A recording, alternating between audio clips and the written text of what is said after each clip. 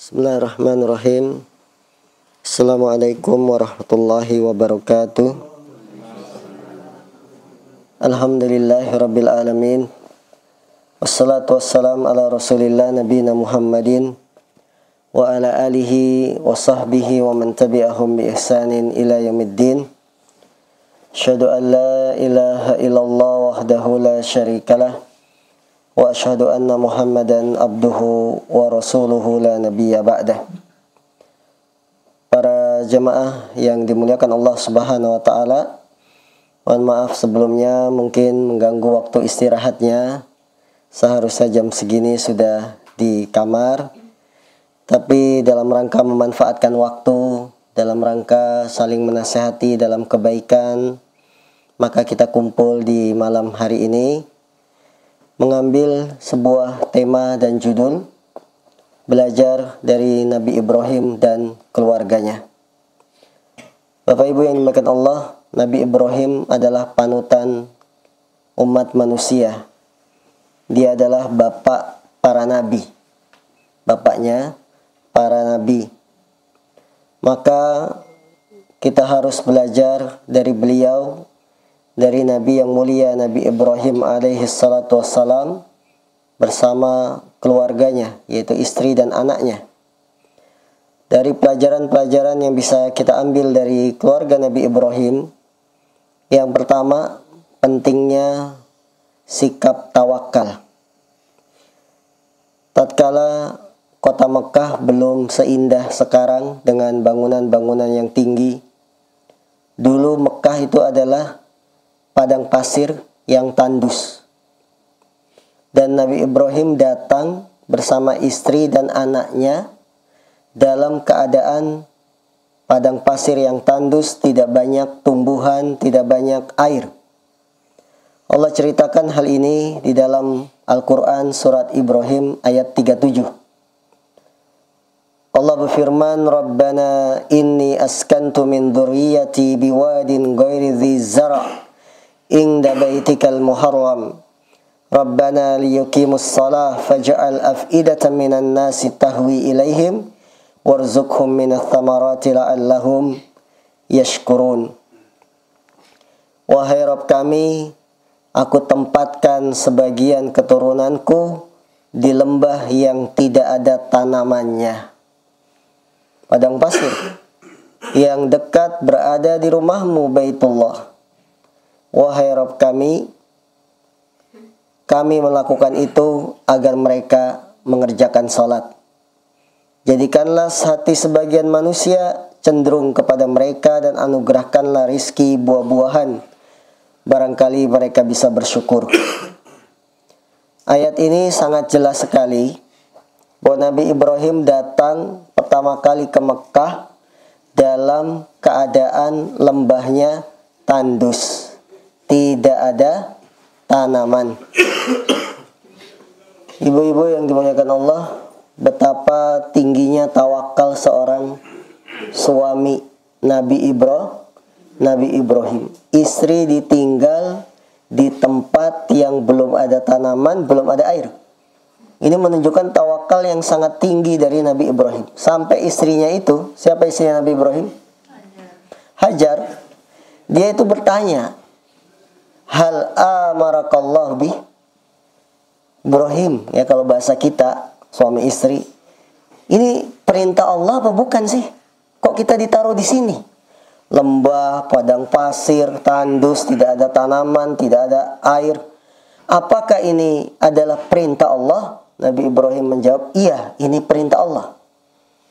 Maka istrinya dengan tenang menjawab, kalau begitu Allah tidak akan menyia-nyiakan kita. Allahu Akbar. Tingginya sikap tawakal. Bawa keluarga ke daerah yang tandus, tidak ada tanaman, tidak ada air, tidak ada tetangga, tidak ada orang, ditinggal lagi. Coba ibu-ibu kalau ditinggal sekarang berani nggak ya? Berani ya? Karena di hotel. Coba di perantauan dah, yang masih ada perantauan mana? Kalimantan, ya hutan. Tidak setiap wanita kuat seperti itu. Tapi Nabi Ibrahim dengan tawakalnya yang tinggi, kemudian istrinya, ya, Hajar pun dengan tawakalnya yang tinggi. Kalau ini perintah Allah, Allah tidak akan menelantarkan kita. Allahu Akbar. Saking tingginya tawakal yang dimiliki oleh keluarganya Nabi Ibrahim. Maka demikianlah dalam kehidupan kita, Bapak Ibu yang dimuliakan Allah. Apabila kita tawakalnya benar, bergantung kita kepada Allah, pasti Allah tidak akan menelantarkan kita. Kalau kita imannya benar kepada Allah, Allah tidak akan menyia-nyiakan kita. Ya. Tapi itu butuh proses, ada ujiannya. Seorang istri dengan anak bayi ditinggal di padang pasir, awalnya kan susah. Nyari air saja harus bolak-balik Safa Marwah. Silakan masuk. Nyari air saja harus bolak-balik Safa Marwah. Tapi dengan tawakal dan usaha harus ditempuh. Akhirnya setelah itu apa yang terjadi? Zam-zamnya muncul. Masya Allah. Lihat ucapan istri yang sangat mantap. Kalau ini perintah Allah, Allah tidak akan menelantarkan kita. Allahu Akbar. Begitulah seorang muslim. Ketika kita melaksanakan perintah Allah, yakin Allah tidak akan menelantarkan kita. Cuma ada prosesnya. Harus ditempuh. Capek bolak-balik Safa Marwah 7 kali putaran, ternyata tuh air ada di anaknya sendiri yang sedang ditaruh. Munculnya dari situ. Kan dia nggak tahu nih ibu. Ya, Siti Hajar. Ternyata yang diinginkan munculnya dari situ, bukan di Safa, bukan di Marwah. Tapi harus ada proses. Usaha mencari, pulang, pergi 7 putaran. Tadi malam ibu-ibu capek nggak, Bu? Capek. Sa'i. Waduh. Enakan tawaf, Bu, ya? Enak tawaf sebentar. Ini pelajaran pertama dari keluarga Nabi Ibrahim. Mengajarkan kita tawakal kepada Allah. Yang kedua, yang bisa kita petik pelajaran dari keluarga Nabi Ibrahim bersama Nabi Ibrahim alaihissalam, kita selalu memohon kepada Allah agar amalan kita diterima oleh Allah Subhanahu wa taala. Allah berfirman dalam surat Al-Baqarah ayat 127, "Wa id yarfa'u Ibrahimul qawa'ida minal bait wa Ismailu Rabbana taqabbal minna innaka antas samiul alim." Ingatlah ketika Ibrahim meninggikan membangun Baitullah bersama Ismail sambil berkata, "Wahai Rabb kami, terimalah amalan kami." Allahu Akbar. Sungguhnya Engkaulah yang Maha mendengar lagi Maha mengetahui. Kita tidak tahu mana amalan kita yang diterima oleh Allah Subhanahu wa taala. Apakah salat kita, apakah sedekah kita, ataukah umroh kita, atau puasa kita, atau zakat kita. Maka kewajiban kita adalah selalu minta kepada Allah agar amalan kita diterima. Nabi Ibrahim kelasnya itu bukan kelas manusia, ya. Kelasnya itu sudah levelnya level Nabi. Dia bangun Ka'bah sampai minta, "Ya Allah, terima amalan kami walaupun cuma bangun Ka'bah begini." Karena dia tidak tahu mana yang akan diterima oleh Nabi Ibrahim. Dari amalan yang sudah dilakukan oleh Nabi Ibrahim dengan Ismail, mana yang diterima, gak ada yang tahu. Maka bangun Ka'bah, beliau minta, "Rabbana taqabbal minna." Ya Allah, terimalah amalan kami. Begitulah para ibu, setelah kita selesai umrah, para bapak, mintalah selalu kepada Allah agar amalan kita diterima. Umrah kita, salat kita, atau seluruh amalan baik yang kita kerjakan. Karena Nabi Ibrahim saja meminta agar amalannya diterima. Padahal Nabi Ibrahim pasti masuk surga nggak?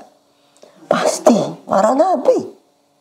Apalagi kita yang banyak dosa. Apalagi kita yang banyak kekurangannya. Maka Nabi kita Nabi Muhammad SAW setiap pagi beliau meminta doa, "Allahumma inni as'aluka ilman nafi'an wa rizqan tayyiban wa amalan mutaqabbalan." Ya Allah, aku mohon minta kepadamu ilmu yang bermanfaat, rezeki yang halal, yang thayyib, dan amalan yang diterima. Itu Nabi Muhammad. Dosanya sudah diampuni yang lalu dan yang akan datang, surga sudah pasti, masih minta diterima amalan. Maka kita harus lebih utama untuk meminta kepada Allah diterima amalan-amalan kita. Yang ketiga, pelajaran yang bisa kita petik dari Nabi Ibrahim dan keluarganya. Monggo Pak, di depan. Tolong diberi jalan. Yang ketiga, pelajaran yang bisa kita petik dari Nabi Ibrahim bersama keluarganya adalah pentingnya membersamai anak dalam kebaikan. Nabi Ibrahim dengan Nabi Ismail itu kebersamaannya sangat dekat. Buktinya apa?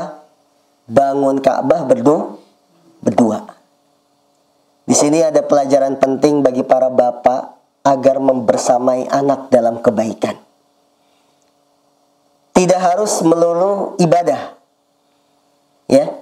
Hal-hal yang bisa membahagiakan anak, ayah menemani anaknya.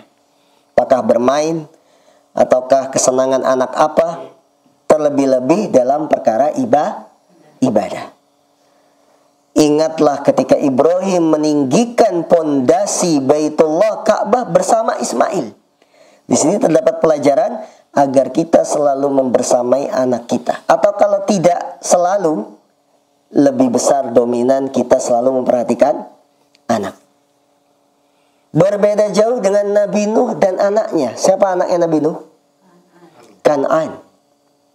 Anaknya Nabi Nuh itu dengan Nabi Nuh tinggalnya pisah. Jauh dari pantauan Nabi Nuh. Hasilnya gimana? Beda. Disuruh beriman, gak nurut. Bapaknya jauh, gak perhatiin saya, gak didik saya. Suruh beriman, tidak mau. Tapi Nabi Ibrahim, Nabi Ismail dekat. Karena bersama sampai puncaknya, ya bunai anni ara fil manam anni adbahuk. Wahai bunai, anni adbahuk fangdur madza tara. Puncaknya apa? Nabi Ibrahim bilang ke Ismail, wahai anak, aku mimpi dalam mimpiku menyembelihmu. Bagaimana pendapatmu? Allahu Akbar. Apa hasilnya? Apa jawaban Nabi Ismail? Qala ya abati fa'al ma tu'mar. Wahai bapakku, lakukan apa yang diperintahkan kepadamu. Allahu Akbar. Dua perbandingan, Nabi Nuh dengan anaknya, Nabi Ibrahim dengan anaknya. Kedekatan orang tua dengan anak menghasilkan hasil, wahai bapakku, yang engkau perintahkan lakukan, walaupun aku harus disembelih. Anaknya Nabi Nuh jauh, tak bersama. Jika disuruh beriman, tidak. Disuruh naik, irkam ma'ana, wahai anakku naik sama kami. Sa'awi ilal jabal ya'simuni. Apa jawabannya anak Nabi Nuh ketika diajak suruh naik perahu? Enggak, saya akan berlindung ke gunung yang tinggi yang bisa melindungiku. Ya Allah, sombongnya. Akhirnya banjirnya pun tetap setinggi gunung. Maka Bapak Ibu yang dimuliakan Allah, perhatikanlah putra-putri kita. Bersamailah. Karena dengan kedekatan orang tua dan anak ini membawa hasil yang positif. Ini pelajaran yang penting juga dari Nabi Ibrahim dan keluarganya. Yang terakhir, pelajaran terakhir yang bisa kita petik dari Nabi Ibrahim dan keluarganya adalah membentengi keluarga dengan tauhid. Membentengi keluarga dengan tauhid. Apa itu tauhid? Mengajarkan keluarga beribadah kepada Allah saja dan tidak menyekutukannya. Allah berfirman dalam surat Ibrahim ayat 35, wa id qala Ibrahim rabbi ja'al hadzal balada amina wajnubni wa baniya an na'budal asnam. Ingatlah ketika Ibrahim berdoa, wahai Rabb, jadikanlah negeri ini Mekah negeri yang aman, dan jauhkanlah aku berserta anak cucuku dari menyembah berhala. Allah. Ya, Nabi Ibrahim berdoa Mekah itu dijadikan negeri yang aman, dan doanya dikabulkan. Sangat minim tingkat kriminalitas di kota Mekah. Kita berjalan malam, ibu-ibu yang mau tawaf tahajud di Masjidil Haram kan aman. Padahal jam 2, jam 3 kalau kita di rumah takut apa? Begal. Ya, Mekah aman. Yang kedua, Nabi Ibrahim doa, wahai Rabb, jauhkan saya dan keturunan saya dari menyembah berhala. Ini menunjukkan agar kita mengajarkan tauhid kepada keluarga. Bentengi keluarga kita dari tauhid, karena sekarang itu zaman sudah semakin maju. Kesyirikan itu sudah semakin menyebar luas. Ya, dukun sama ustadz saja bedanya tipis. Iya kan, dukun sekarang udah pakai peci, bawa tasbih, pakai sorban lagi, betul? Tapi prakteknya dukun. Maka ini pentingnya kita mengajarkan anak bentengi dengan tauhid. Sampai Nabi Ibrahim berdoa, ya Allah jauhkan saya dan keturunan saya dari menyembah berhala, patung-patung Tuhan selain Allah. Inilah ibu-ibu yang dimuliakan Allah SWT, bapak-bapak sekalian, ya, pelajaran singkat dari Nabi Ibrahim beserta keluarganya. Semoga kita bisa mengambil manfaat dari pelajaran kita pada malam hari ini. Semoga kita dianugerahi oleh Allah memiliki sikap tawakal, selalu berdoa agar amalan kita diterima. Kemudian kita punya perhatian kepada keluarga dan anak, sehingga kita menjadi pengikut-pengikut Nabi Muhammad yang mencontoh Nabi Ibrahim alaihissalam. Billahi taufiq wal hidayah. Assalamualaikum warahmatullahi wabarakatuh.